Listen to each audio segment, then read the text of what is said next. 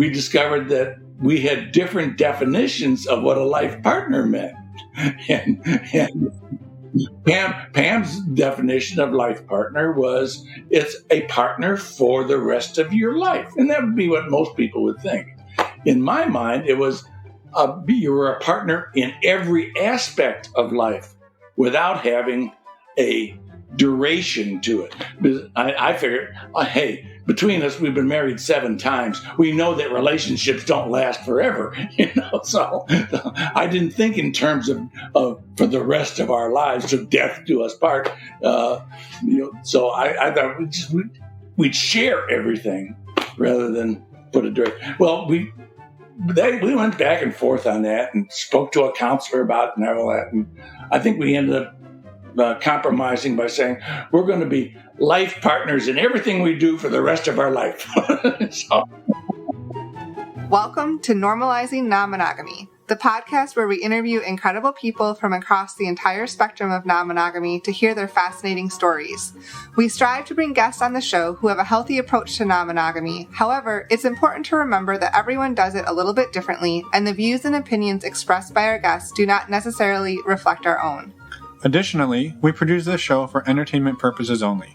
Please be aware that we aren't doctors or therapists. Consult a medical professional for anything regarding your health that you might learn about on the show. Enjoy! Welcome to episode 232. We're Finn and Emma, and today we have a super fun interview with Jim and Pam. I thought you were going to say, we're Pam and Jim. But No, we're not Pam and Jim. We're Finn and Emma. We're talking to Pam and Jim. We are. And this is an amazing conversation. We don't want to spoil too much, but as you'll find out, Jim is 83, Pam is 69. They started exploring non-monogamy a few years ago. And actually, Jim started exploring his sexuality just a few years ago as well. And so he and they go into just some amazing conversations about this experience together, their journey together, and how they do life together now. Yes. And a quick note, they mentioned SLS in the interview, and that is Swing Lifestyle. It's a swinging website. Yeah. We just didn't want anyone to be confused. So that is Pam and Jim. We are super excited for this. But before we jump in, we do have a couple of very quick announcements, some exciting events coming up this week, actually, as well as a huge thank you and a huge shout out to our Patreon community, of which Pam and Jim have been longtime members. Yes. Since they were teenagers. Well, it'd be kind of hard since it hasn't been around that long. I made that part up. But Pam and Jim are part of the community, and they're amazing. And so, yeah, we've actually met them a few times in person. Yes. Anyway, I will stop gushing over how awesome Pam and Jim are.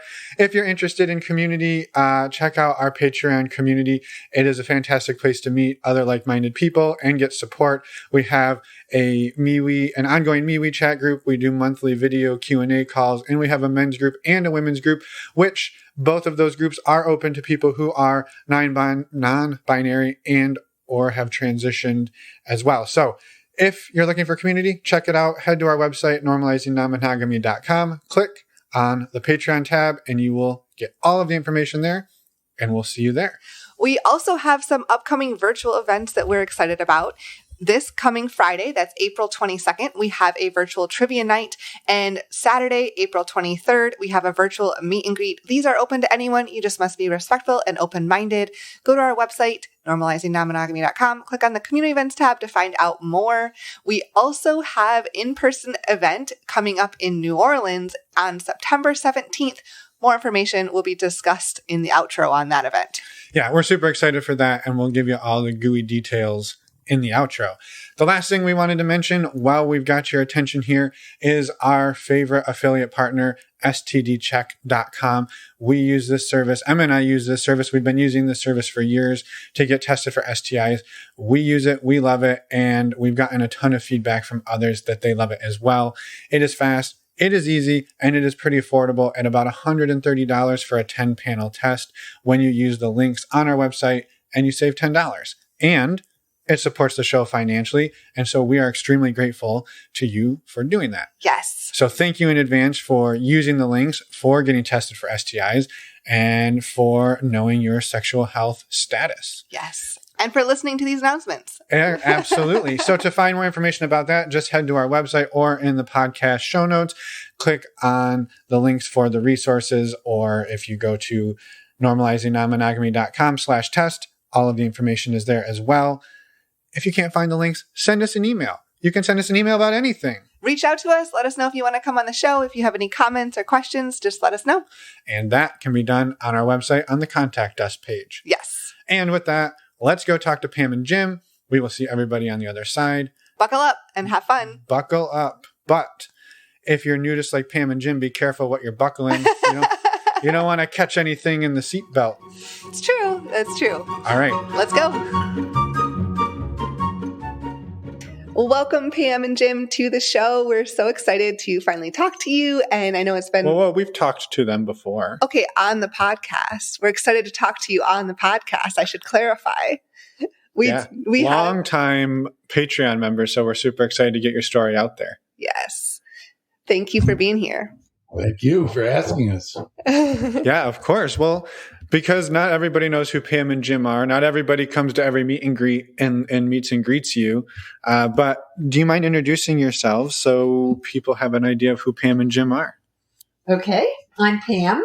We're both nudists and live full-time in a nudist community.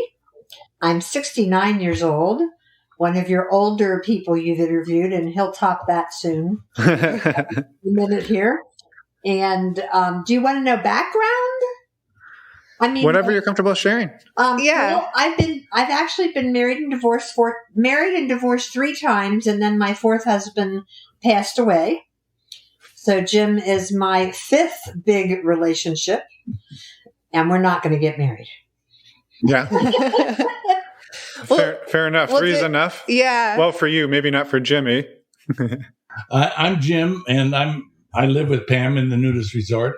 I also have my own home in an adjacent nudist resort, but spend most of my time with Pam in her resort. I moved down here 3.5 years ago. I'm originally from Chicago, where I practiced law and retired, and then headed to Kentucky and Tennessee. I got married and was living in Kentucky and Tennessee for 16, 18 years, and then decided to become a full-time nudist and move down to Florida, where you can be nudist outdoors all year round. And so Pam and I, we met in March 19th of 2019. March 22 of 2019. Okay, March 22. But anyway, it was a chance meeting because we were introduced on a blind date. And Pam will tell you how the blind date came about. Well, Sure. Yeah, we'd love to know, how did Pam and Jim become Pam and Jim? The person who I was receiving stretches from every month and lived 5 doors down from where Jim had recently moved in. And so she told me, you need to meet him, you need to meet him, you need to meet him. And finally she called me and gave me his number and said, will you call? And I did. And it was 8 days before I was leaving town for 3 months. Ooh. No. But you stuck around? No. I had grandchildren I was going to see. Yeah. And I knew this the day that I met Pam. We went out to dinner on our first date, and I disgorged everything about myself and what I was seeking in life and in relationships and things like that. And we were pretty sure that we were going to be an item right from day one, from that very first date.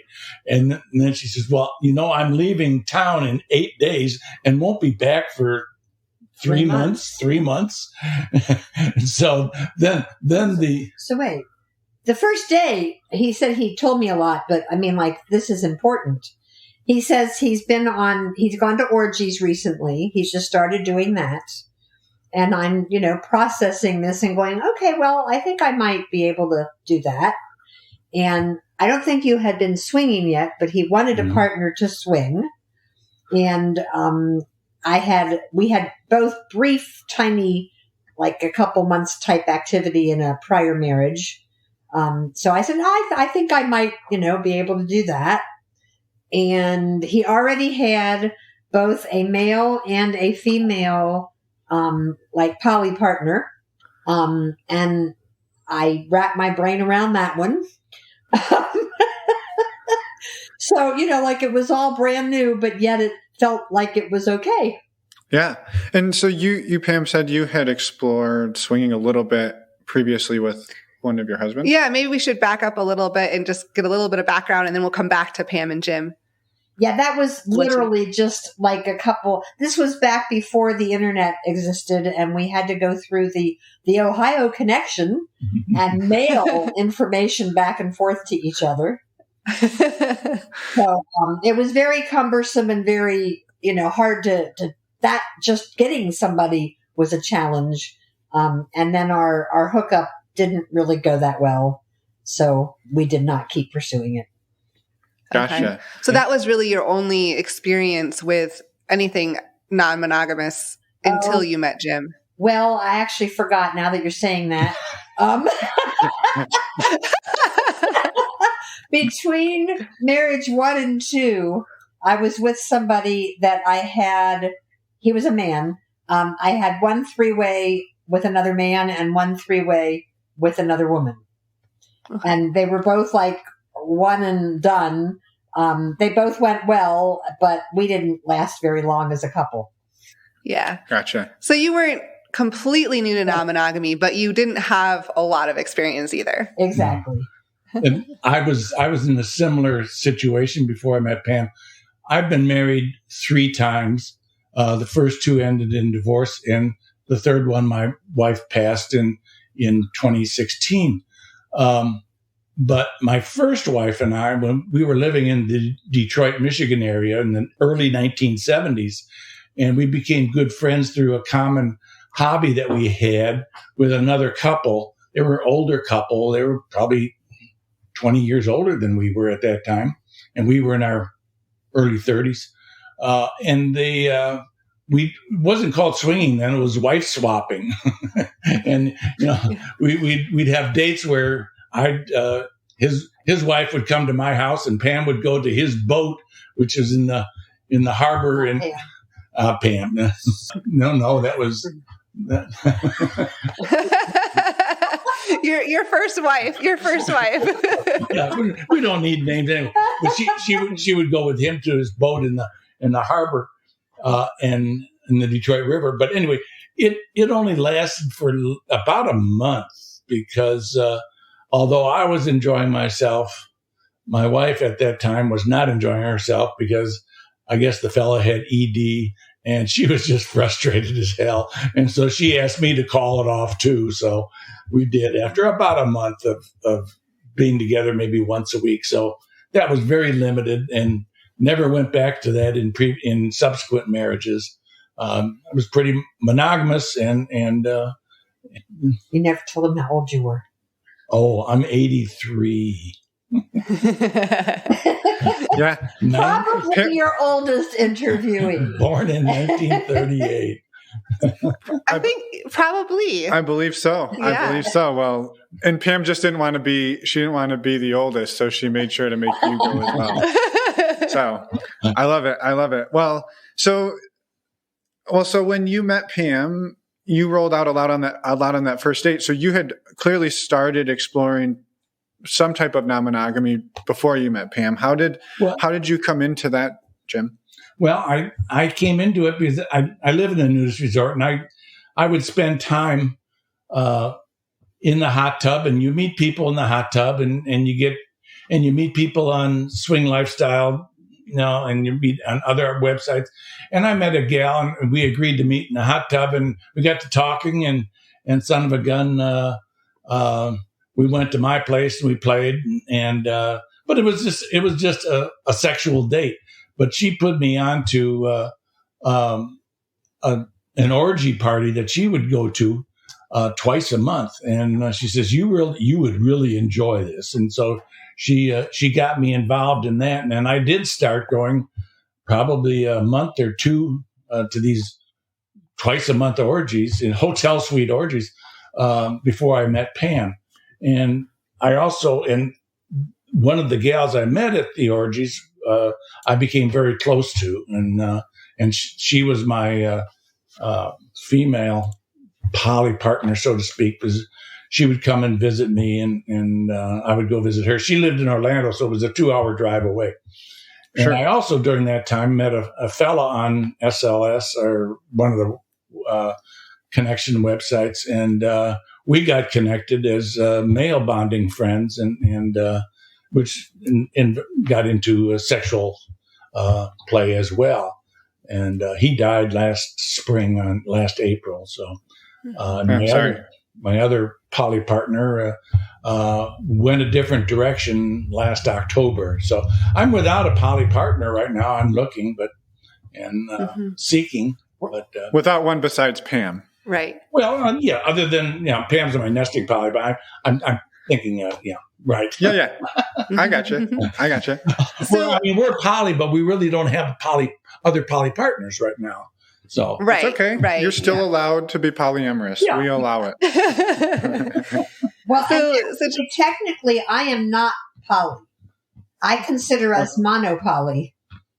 Okay. When we first got together, like when I came back in after the 3 months in Cincinnati, Jim encouraged me to meet others. And so I actually put myself out there on a dating site, and I did get together with, I think, 3 or 4 different guys. And it just wasn't something, I was more doing it for him than I was doing it for me. Sure. So after a while of trying it out and testing it out, I just took myself off the site and was perfectly happy that he had his other 2 people. But I really didn't want to look for anyone. Sure. Mm-hmm. And did you had said potentially you were interested in going to the orgies and the swinging parties. Is that something you ended up pursuing together? Oh, we went, the kids, actually, my grandchildren came back with me in June, after having left him for 3 months. Jim came up 3 times while I was there, and, actually helped drive us down the final trip. But my grandchildren stayed with a friend overnight so I could go to one of the orgies with him. Was that your first orgy? That was my first orgy. Yep, it was. All right. So now we've got to ask, what were you thinking going to your first orgy? Like, what was your mindset going into that? And like, how did it go? Like, you don't have to give us all the details, but just like generally, like, how was it? Because that's a big experience. I was very nervous, but excited. And I asked him for 2 understandings. One, if we got there and I freaked, like he would be willing to go somewhere and talk to me and figure out what needed to happen. And that he would not leave my side until I told him it was okay. Yeah. So we get there, and the setup of this place is there's about a half an hour, like just meet and greet time. And one of the couples that was there, got into a conversation with me. Everybody's really friendly. And it turned out that we didn't know it, but Jim was with his partner across the room. And he just helped me get comfortable. And there was a guy that Jim had told about me, and he told me about him. So when after the meet and greet, then you have a little talk. Everybody says who they are and introduces themselves. And then she goes, okay, the party's on. And this other guy kind of lifted his eyebrows at me. And I looked at Jim and I said, bye. and the party was on. Amazing. So it went well. It sounds like it went well. Yeah. That's awesome. Yeah. And we kept going back. They were twice before COVID. They were 2 parties a month, one in Tampa and one in Orlando 2 weeks later. So every 2 weeks there was a party, and we were going to both Tampa and Orlando parties. So we got quite active in this group, and we still are. We're going this weekend. It's another party in Orlando, although she's only doing them once a month now until she builds up more numbers after the COVID shutdown. Mm-hmm. So. Mm-hmm. And so what did the trajectory look like? Pam, you kind of said like you tried the dating websites, didn't really do it for you, but you're more interested in just sort of the casual aspect. Yeah. But like, what did Jim was in charge of like meeting people, so he got on SLS, and we started swinging. We just started getting together with other couples, and most of the time it was like I'd be with the guy in one room and he'd be with the woman in another room, but sometimes it was all of us in the same room. But it was always like, quote, together. I mean, we were in the same space, maybe not in the same room. And we were doing that probably once to 3 times a week. Yeah, we lucked out. We were at a play venue, a swingers venue, at a 6,000 square foot house with 6 or 8 bedrooms and group rooms and an indoor pool, and they called it the tree house because they had two playrooms up in a tree, like a true tree house. Anyway, and we were in the pool, and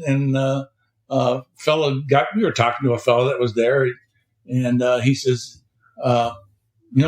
we have a swingers group that you might want to become a member of. And he says, it's just a big email list. You give me your email and I'll submit it and you'll get an invitation. Weekly, we meet at restaurants, local restaurants. I mean, in civilian clothes. So almost every Sunday thereafter, again, break for COVID, but we were going to meals where there could be anywhere from 6 couples to 20 couples, depending on the time of year. Wow. And they're just the meet and greets. Yeah, basically meet and greets, you can hug and kiss the people you've already played with. You can meet the newcomers. You have time to schedule play dates for the upcoming weeks. It's very convenient. No play at the party other than normal hugging and kissing, maybe, Sure. Greeting type hugs and kisses. And that was, so we still do it. And it's still a major way that we get connected with other swinger couples. Yeah. And they range in age from 45 on up to my age. I don't think there's anyone older than me. No, I don't think so. That's amazing. It's so fun that you two found each other, and then found this activity that you love doing together, that so much that you're doing it like 3 to 5 times a week. And not so much now, but I mean, like pre-COVID, it was that active. Yeah. Sure. And sure. now, we're building back up again, but taking it slow. Yeah. Well, we're a little bit more selective now too, because in previous swinging with people that we'd meet, Pam had to take one for the team a number of times. Sure. And so I guess like through this journey, well, actually before that, so I'm curious, Jim, you mentioned that you've had both male and female partners. Do you mind talking a little bit about like the exploration of your sexuality and when that entered into the picture for you? Yeah, because I was going to ask a similar question. How long a story do you want? Well, all of this started after my late wife died in 2016. I waited a full year before I socialized with anybody, and I knew a lot of women in town because I was a member of the art guild, and I did some photography that I sold, and we ran an art. I managed an art gallery and all that for them. But so I knew a lot of women, and I started dating one of them. Happened to be my late wife's art teacher, and we got into friend with benefits type arrangement for probably a full year, and it was when we started to get together. I still was suffering from ED, and I went with her to my urologist, and my urologist retired, and a new one came on board, and she said, Jim, I can solve your problem, but we're going to have to go through a couple steps at a time. And she did. And the short of the story was she recommended a penile implant. Well, my friends with benefits would go to every session, but she was so interested. She was invested in this. And so I think I got my implant in January of 2018, and we just went off. She was just a couple of years younger than me, and we used to laugh as we fucking every day. And it was, we're going to die this way. Wouldn't it be great? Don't you want to die in bed?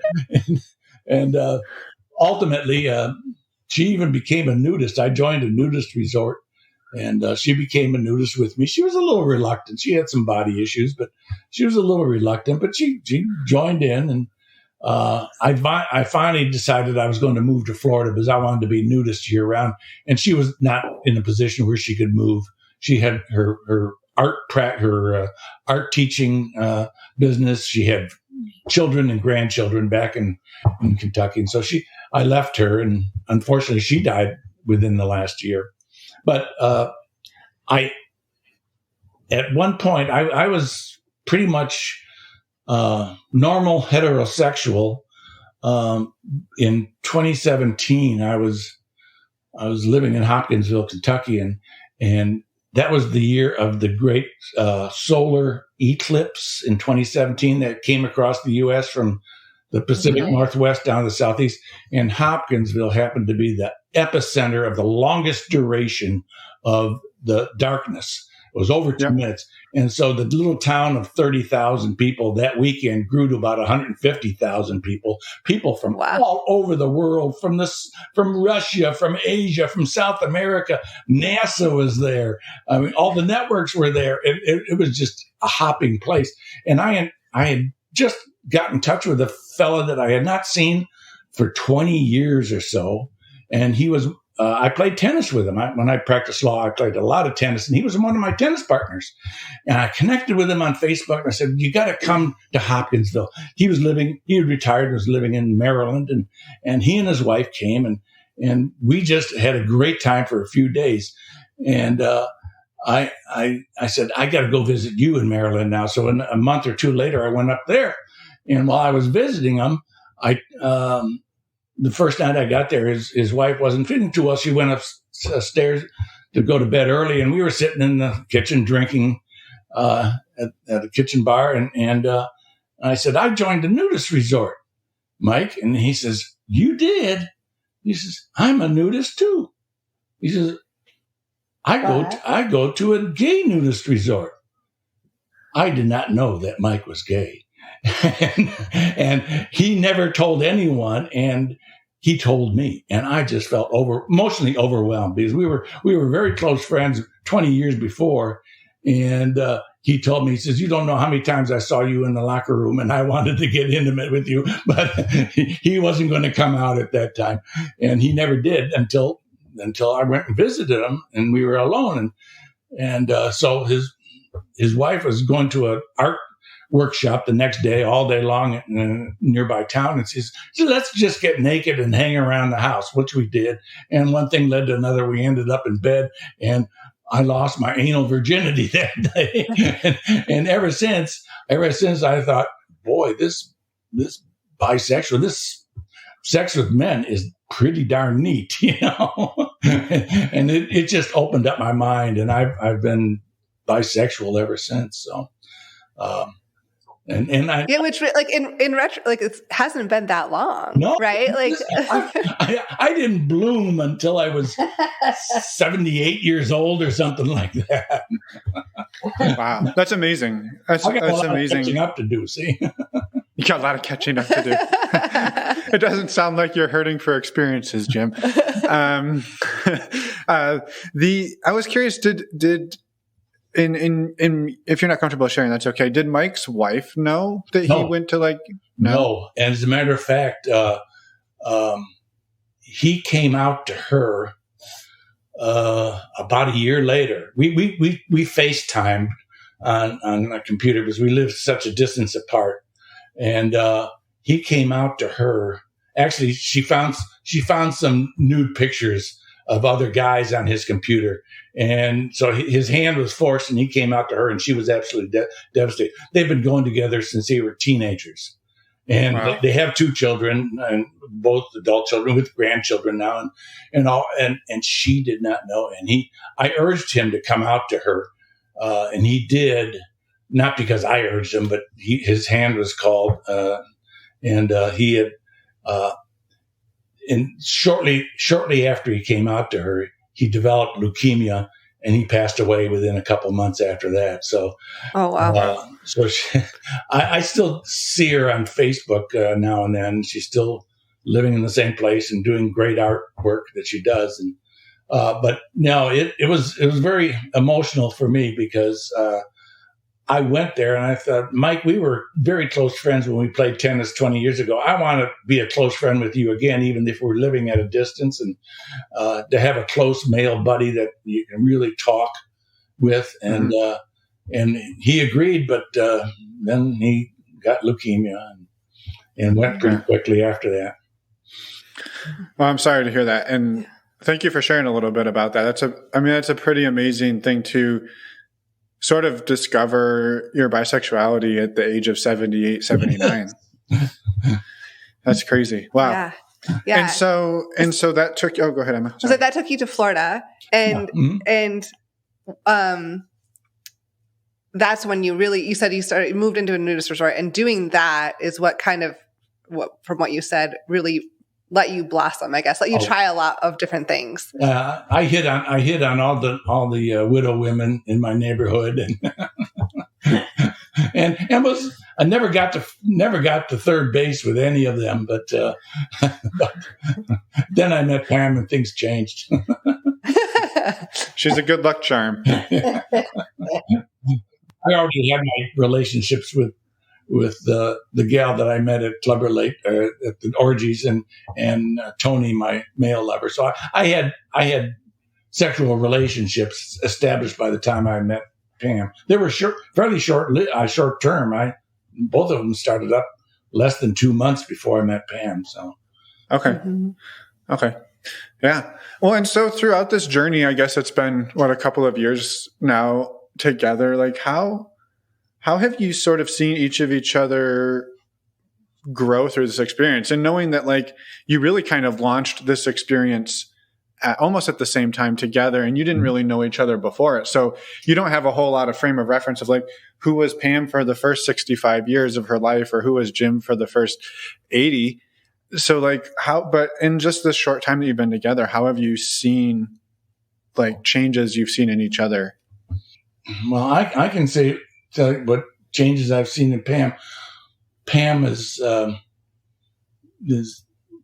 initially was quite hesitant to ask for her needs to be fulfilled. She was in I can't say she's shy, but she just did not feel comfortable asking for things, asking to be pleasured in a certain way, or feeling free to do whatever she wanted when she wanted with other people, sexually or otherwise.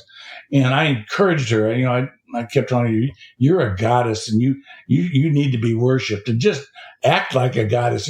Fake it until you make it." type of attitude. And I've seen her come a long ways in that regard. She's blossomed into a real slut. So I'm proud of it. Yeah, in a beautiful way. That's amazing. Yeah. Well, we both obviously read The Ethical Slut, and since then we proudly say that we're both right. Yes, you should. You should. For me, about Jim, I guess I have to I don't know, tangent a little bit. Along the way, he came to me with a working penile implant, but along the way in our relationship, about a year and a half in, actually once COVID had also hit, it broke. And so we had like 3-4 months of no PIV, no penetrative sex. And And along the way, since then, I'll come back to that. But in the year and a half since that first time, I actually recorded the surgeries. He's gone through 3 different surgeries. So there have been huge hunks of time where he has not been able to perform the way he wanted to be able to perform. But it actually made him a better lover, because he had to figure out what he could do for me to please me and take care of me and honor me as the goddess, without that part of the functioning. I mean, without the penetrative sex, and vice versa. I had to figure out what to do also, like, what do you do with a man that part doesn't work? So we've had a lot. We actually, I guess I can share this. Every single morning, we actually make love. And we did it throughout the whole time when he, quote, couldn't do some things. But we took turns pleasuring each other. And we still take turns pleasuring each other, but we could take it to the extreme now. But he actually, he figured out how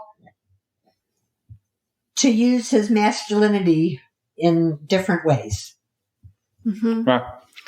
That's amazing. Yeah, it is amazing. And I guess, Jim, from your standpoint, do you mind talking about that exploration a little bit for you? No, I am very glad to talk about it. Pam discovered that I like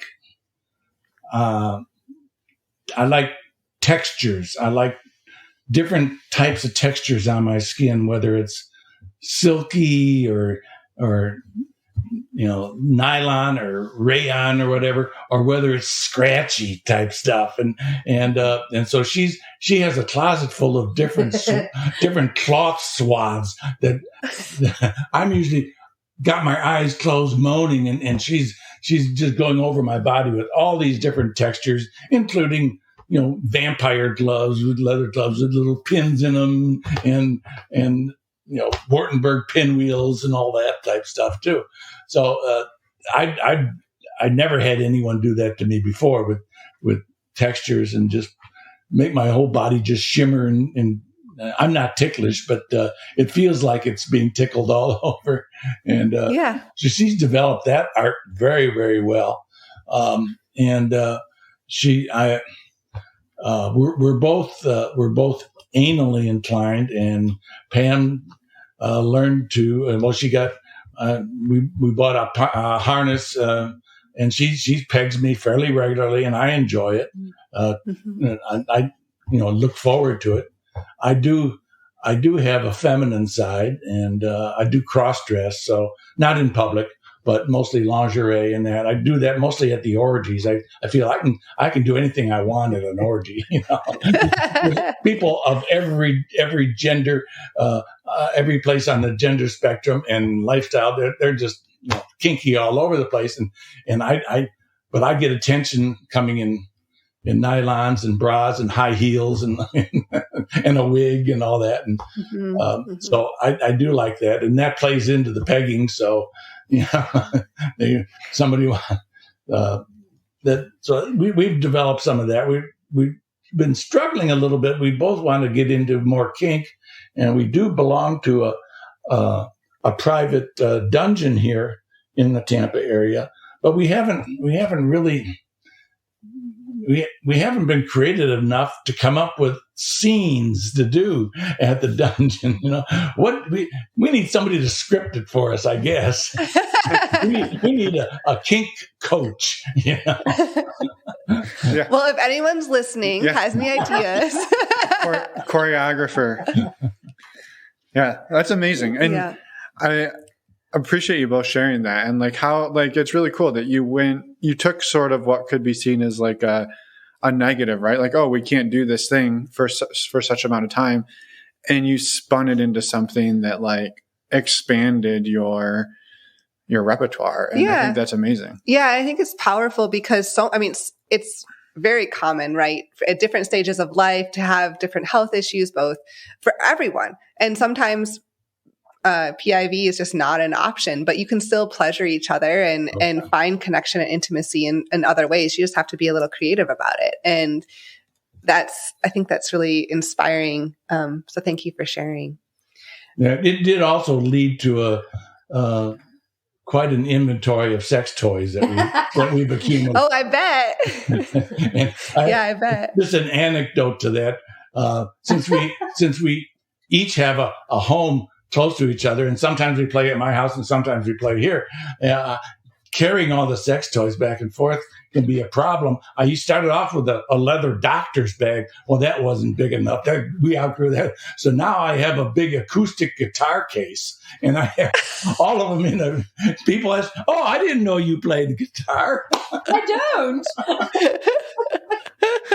Pretty soon you're going to have a wagon. You're going to have to install wheels on it so you can. I'm thinking of putting wheels on the guitar case. It's kind of heavy. I'll get a big bass cello case. Put wheels on it. Right? Wheels on it. Amazing. That's amazing. Yeah, that's incredible. Have there been other challenges that it sounds like this is a challenge that you've overcome. Has there been other challenges in your relationship over the last few years? Yeah. Because Jim came to me poly and had poly partners, in his mind, he had a different understanding of what might ensue. And when he had no longer had the two partners, he decided he'd like to find more. But in my opinion, didn't go about it in an open and responsible and thoughtful fashion.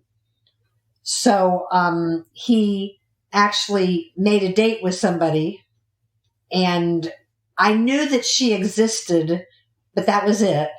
And we never talked about the date. We never talked about what it would look like. And when I asked questions, he was kind of defensive about it.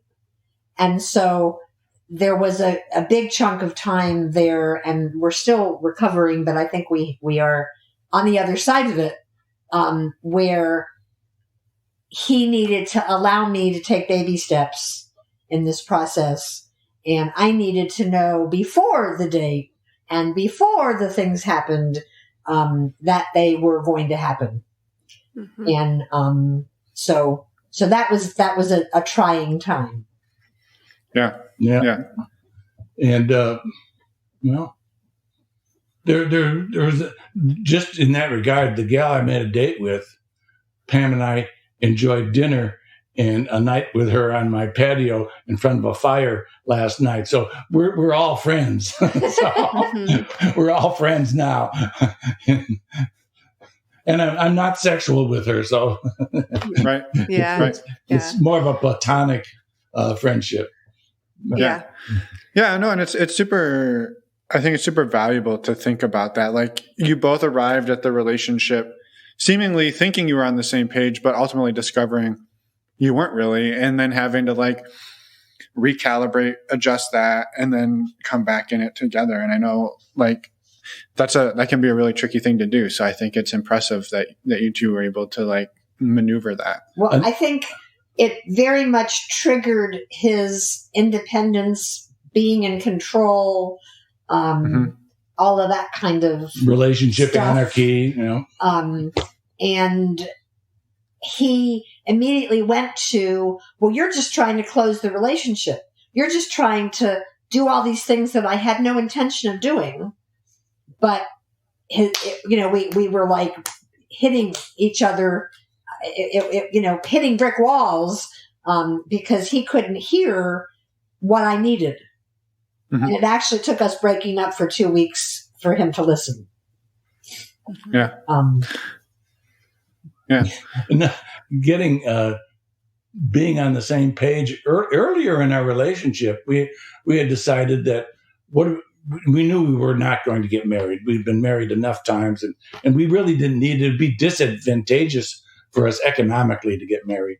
So but we said, what are we going to call ourselves? And we decided life partners would be the best description. And instead of getting a ring, we got matching bracelets, and things like that.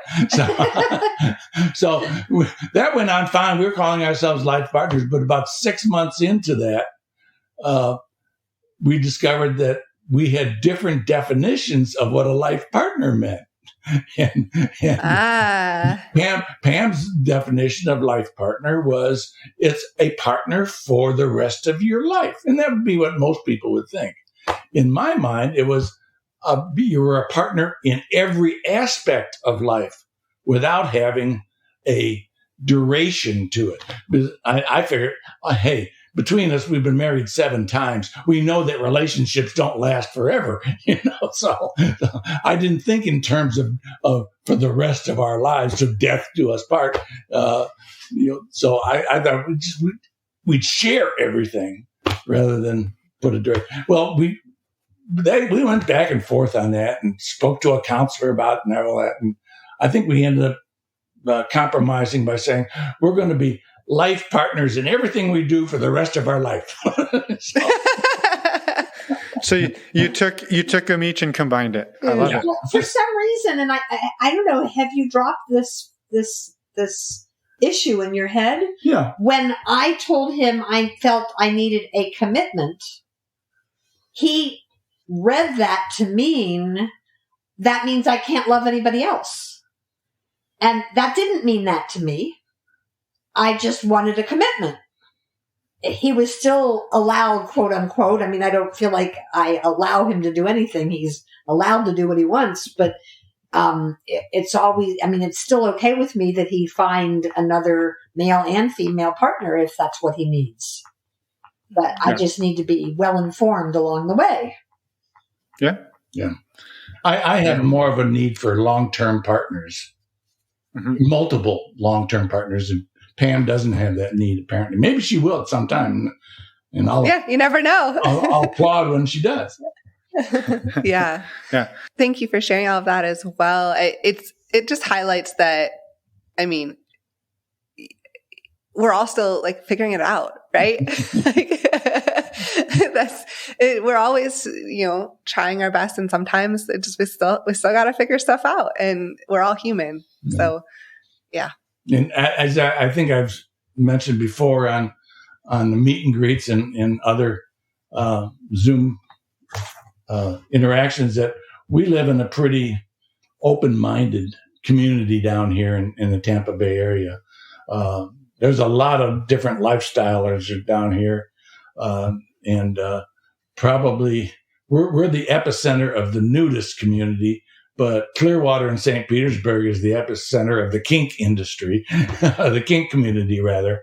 There's more kinksters there. And so it's just interesting, the people you meet down here. And we belong to some other support. We belong to a couple polyamory support groups. One is pure discussion, and the other is more social interactions. And we get a lot out of them. And they're beginning to meet face to face again, which is good.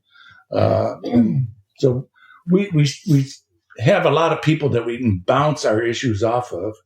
Yeah, you have a community. Yeah. Exactly. We do. We do. The other thing I wanted to mention along the way, and I think it was you, Emma, that put me in touch with the multi-amory group. Mm-hmm. And I don't know if it was one of theirs or one of what podcast it was, but when we broke up, there was a podcast about breaking up. And it's an excellent podcast, even if you're not going to break up. But it also talked about relationship agreements.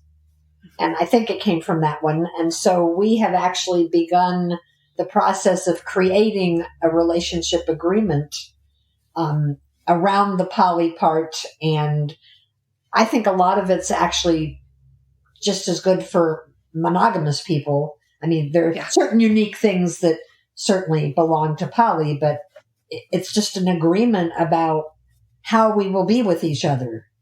And we're still in the midst of writing it and working through it. And as part of that, we also are meeting every month, once a month on the first Sunday of every month, to say, what's gone well, what hasn't gone so well, what do we need to do different. And it seems like things that we may not be able to talk about in our everyday life that would trigger each other and escalate and get crazy, if we do it in the setting of that meeting, we're able to listen differently. Mm-hmm. Mm-hmm. Yeah, I think that was the radar, multi-amory's radar we use method that we sent you. We use that kind of as setting the agenda for our meetings. And I think I sent you the link on the written relationship agreement that came from somewhere in San Diego non-monogamous group. Yeah, we'll include links to those in the show notes. And I think there might have been a breakup episode by Multi-Amory as well, but there were also, I think I sent you the one, we had a Focus Friday episode with Libby Simbach a few years back. And that was about transitioning relationships. Right. And so we'll include links to all of that in the show notes. But thank you for mentioning that as well. It's the radar method is of like basically monthly check-ins and kind of a process to that is powerful and important in any type of relationships, not just non-monogamous relationships. It makes so much sense to us. Well, and after, I don't even remember what the TIFF was, but we had a big triggering event, and I said, you know what? Can I call a meeting, please? Because I knew that we worked better at talking in that kind of a setting. Yeah, it was the mindset. Yeah. So we had an interim meeting. Yeah, helped a lot. Yeah, I love that framework worked so well. Yeah, and that you can even call it impromptu, and it just changes your mindset enough that you can get to where you can hear each other. So I think that's really great. I was curious. So you two both have had a lot of relationship experience and a lot of life experience.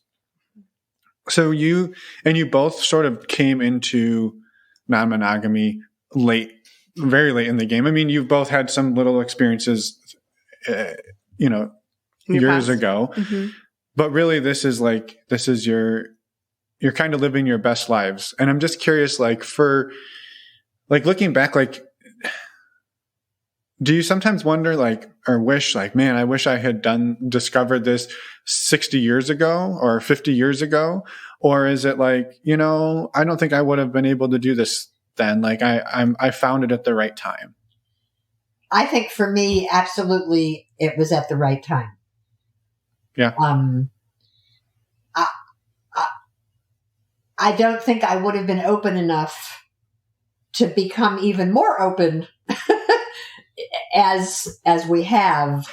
And that's one of the things somebody has asked me lots, what does the orgy do for you? And it's like completely opening. You can't go to an orgy and enjoy yourself if you're not going to let yourself be out there. Yeah. And our whole relationship is really about being out there. Yeah. So what do you think though, Pam, what do you think shifted along the way that allowed you to be open to all of this when Jim brought it up versus Pam, whoever, 10 years ago, maybe wouldn't have been able to walk away from that lunch with Jim being like, yeah, I think I could do that. When my late husband died, which was 10 years ago in just a couple more weeks, actually, as I was recovering from the grief, I journaled a lot. And one of the things that I repeated it time and time and time again is it's my turn for the next 20 years. And I think this is just part of being my turn. Yeah. I met my late wife in 1998 and we got married in 2000. And at the time I met her and the time we got married, she had multiple sclerosis, and it was the chronic progressive type. And she was using a walker at the time. And by the time she died, she was in a power wheelchair and could not transfer herself. So I was aware of her disease being progressive all during the whole marriage. And at one point, I think after 5 years into the marriage, when she was having some real problems where it made even penetrative sex almost unbearable for her. I asked her, I said, can I I didn't use the word hall pass, but could I have, get sex from a sex worker or from anybody? And she says, no, I don't want you to do that. And I honored that. But it was on my mind at that time under the circumstances, but I knew and so I had a long celibate period probably for the last 6 years of our marriage, where there was no sex. There was cuddling, there was kissing, there was stroking and all that, but no penetrative sex whatsoever. And I just it was not on my mind at that time. And when I was practicing law, I could have never afforded to take the risk of an open lifestyle. I would be crucified if anyone in the bar association knew that. The word would get around, and I'd be ad hominem attacked in the courtroom, in front of a jury, and then it would just impact. I couldn't do it. So no, for me, I just couldn't do it earlier in life until I retired and until I got when I lived in Kentucky. I sought counseling because of my wife's death, and I also sought counseling because of my newfound bisexuality. And I had a counselor and I talked to her, and I said, "What?" I said, "I just joined a nudist resort, and I can't be open about that down here." And I said, "I'm thinking of moving to a nudist resort in Florida." And she counseled me on it. She says, "You better, because you're never going to find any community in this part of the country. It's Bible Belt, and you're just not going to find it." So she encouraged me. And at that point, that's why I said, I got the green light. I got my professional green light to go ahead and do what I wanted to do now. And so that's been my, what's been on my mind ever since. I'm retired. I don't have anything at stake. My income is not going to be affected if the whole world knew that I was open and non-monogamous. It's not going to affect my income. And I want to go back to one more thing because of what Jim said earlier about telling me I was the goddess. Mm-hmm. He has really helped me take that on fully. And at one of the orgy, early on, we have a dinner beforehand. I asked one of the women, actually the woman that he first went there with, how do you just completely open up and be able to meet all these people for the first time and get in bed with them? And she said, "Be the goddess." And it was I can relate to that.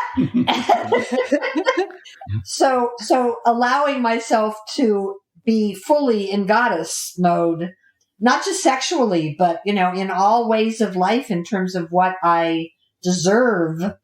I think that has definitely helped open the whole non-monogamy world. And she's earned that title there because normally the orgies last for about 4 hours and people take a break in the middle and go get something to eat and snacks and beverages and that. Pam doesn't take a break. She's just 4 hours straight.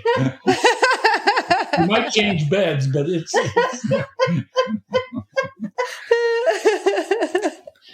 Oh, Pam, living your best life. I don't know what else to say.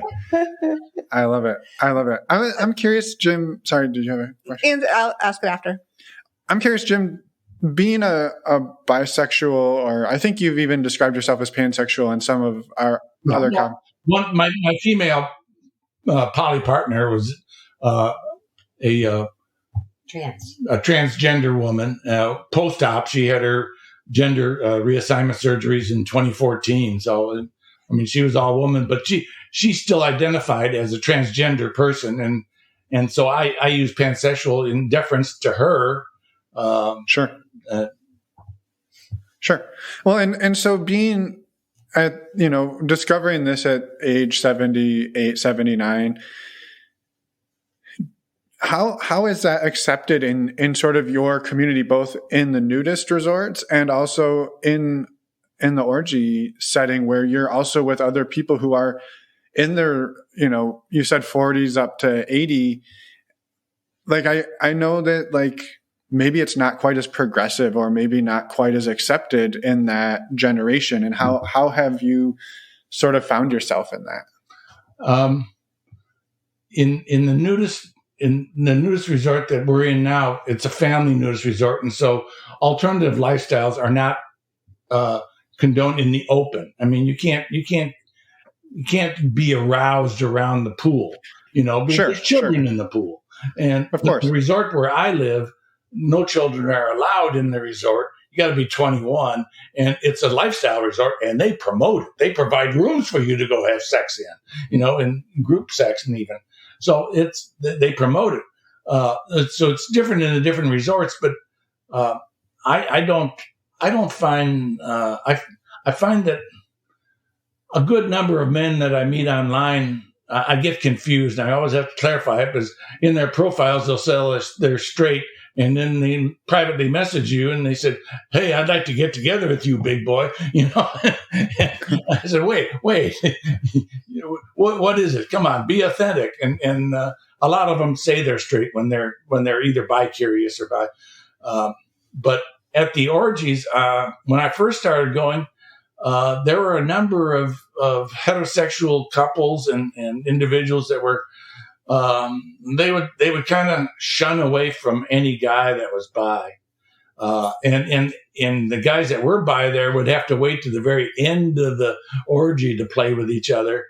I've kind of pushed the envelope on that. And now the hostess who's been running these for over 30 years, she sees the change now. And, she supports it. And she says, "Don't hold back until the end of the orgy. Get out there. And so I do, but the majority of guys are still straight. And I kid them about it, and they said, "Well, don't get behind me," and all that. Like I'm going to push myself on them. Yeah. But I also am bi, not as demonstratively, perhaps, or not as experienced.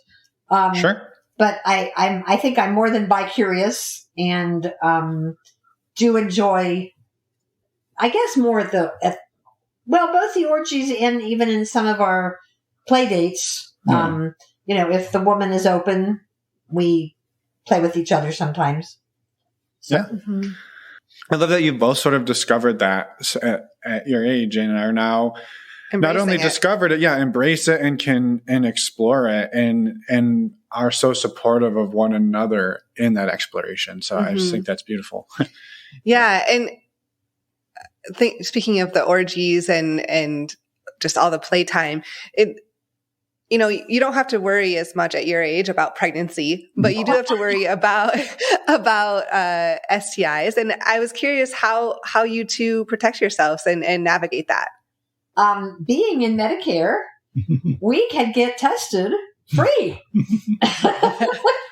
And actually, before we realized that, we were going to the health department and they also tested at like $40 or something very reasonable.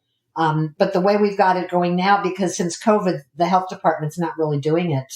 They're too busy with COVID. Each of our main doctors puts blood work through automatically every 6 months. And because we're whopper-jawed on the appointments, one of us is generally being tested every 3 to 4 months. So if one of us is clean, it probably means we both are. But, that's how we do it, is that we just use the system and go through the testing. For penetrative sex, Pam and I are bareback with each other, but we insist on condoms with everyone else for vaginal and anal sex. So we don't go to that extreme with oral, but that's your personal choice. That everyone has their own personal. It's too inconvenient. Too inconvenient. But we do draw a pretty strong line because there are a lot of people that say, we want to be bareback only, and go find somebody else. Then we're not for you. We're not for you. Yeah. And you did say earlier too, you started being a little more selective as well, like getting to know the people sometimes a little bit more. Yeah. Well, I think COVID helped with that too. Yeah, COVID helps. Without a doubt. And so we know you both listen to the show fairly regularly. Yeah. And so know you're where you're no going. stranger to the blooper question, not necessarily related to sexual health and safety, but just have you come across any moments that would be worth sharing that are worth a laugh? This is a little tiny one, but because we are nudists, we had, Jim was during one of his recovery phases, so we had one of the couples that we've played with over for an evening of just getting together. And they walked in the house and we're nude. And she said to both of us, I guess at once, "Huh? I thought we weren't playing."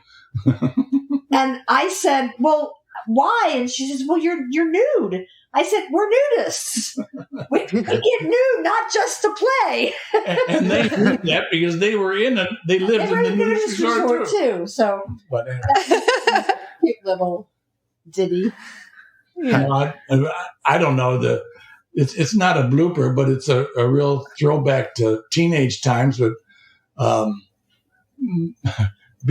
when COVID finally eased up and people were getting their vaccinations, I got together with my poly lover, who's a transgender woman. She one of the things I really like about her is she's 6'2" tall, and I'm 6 feet tall, so I got to stand on my tippy toes to kiss her. But anyway, and I'm 5'2".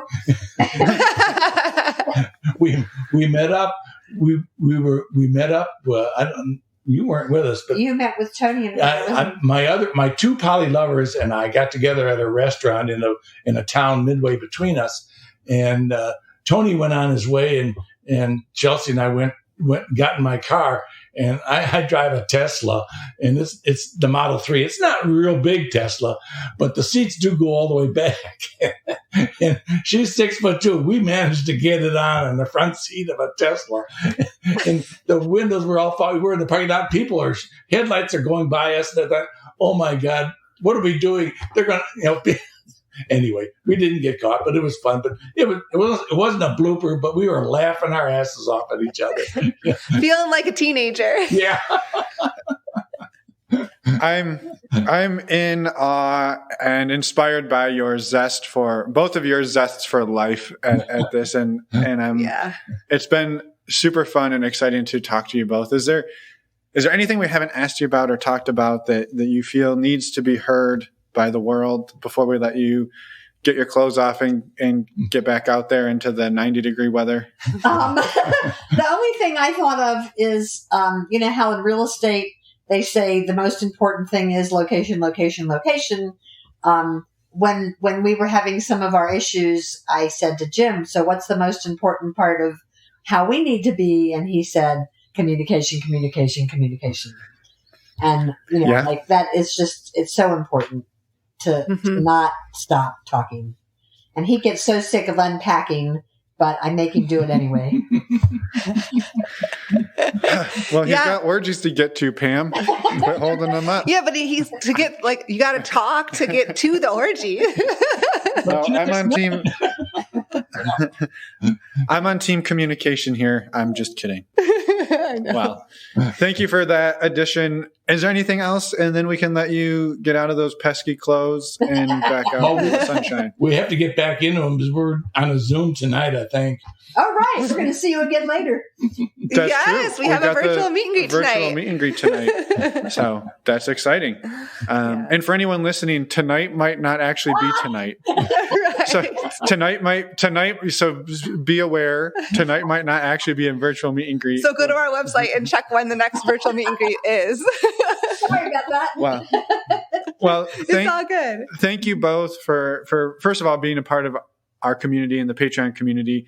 And we've met you a few times in person in various cities around the country, and it's always a joy. And so thank you both for coming on, sharing your story, and just everything you do for us and the community. We appreciate it. Yes, thank you so much. We look forward to being with you guys. Yes.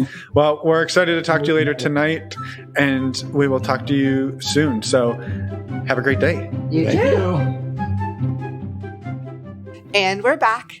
A huge thank you to Jim and Pam for coming on the show and sharing your story. It was wonderful to talk to you, and we're so excited to get this out there. Yeah, I will also say that, we don't have confirmation on this, but there's a pretty good chance Pam and Jim will be on the virtual trivia and on the virtual meet and greet this coming weekend. So if you want to meet the stars themselves, join us. Yes. More information about that can be found on our website under the Community Events tab. We hope to see you there. And also, while you're on our website, go check out our Patreon community. Again, all right there. And we'd love to have you join us. So go check it out. And you can meet Pam and Jim there too. Right. They're everywhere. Lots of opportunities to meet Pam and Jim. And the other thing we wanted to talk about really quick was our New Orleans trip. We teased this in the intro, and then you stuck around this entire time just to hear this. So the weekend of September 17th, we are going to be in New Orleans, Louisiana. Yes. In case anyone was... Just in case that wasn't clear. So on Saturday morning, we have a high ropes course. We're doing a high ropes challenge that's open to about 30 people or so. Yep. And then that night, we're doing a different event. It is a clothing optional pool party that was actually going to be this past February, but it got canceled because of COVID. It got rescheduled because of COVID. And so Saturday in the morning is high ropes. In the evening is a clothing optional pool party, private pool party. Mm-hmm. And then the day before on Friday, we're going to put together a meet and greet with hopefully some acro burlesque performers. Hopefully. And then the day after, so on Sunday, we have Jello wrestling. Yes. So Jello wrestling, what you need to know about Jello wrestling right now is it's amazing, it's awesome, and there's not a way to sign up at the moment. We have an episode coming out in a few weeks with the person who is the host and creator of the New Orleans Jello wrestling scene. And so we're super excited about that, and more information will come in on this. But the real reason we're telling you this is so you can block off the weekend of September 17th and get your ass to New Orleans. Yes, because it's going to be a whole weekend with lots of events. Yes. So we will be there. We hope you're there. Pam and Jim might be there. We don't know. Well, they were there the last time we went. They actually tried to come to the event, and then we postponed it, and then they showed up anyway. So anyway, Pam and Jim are everywhere is sort of the moral of the story of this episode. Oh, boy.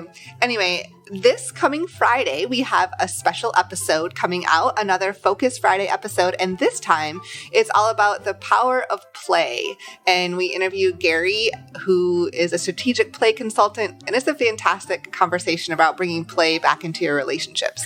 Yeah, I'm excited for this one and always happy to collaborate with Gary. So thank you in advance to Gary, and we will see you all on Friday. And then next week... Hold on, we'll also see him Friday night, I believe. Yes, Friday night we have trivia. And then Saturday? We have a meet and greet. So there's lots of opportunities. I mean, we're everywhere. We're everywhere. Pam and Jim are everywhere. And next Wednesday, we have another interview for you. This time it's with Miche. She is a coach with Expansive Connection. And come back and find out more next week. I would say she's much more than a coach for Expansive Connection. Oh, yeah, that's very true. I didn't mean that to come across. That's all she is. That's all she is. Boiled her down to one little title. No. It's a fantastic conversation. We will see everybody in a week. Yes. Bye, everyone. Thanks for listening.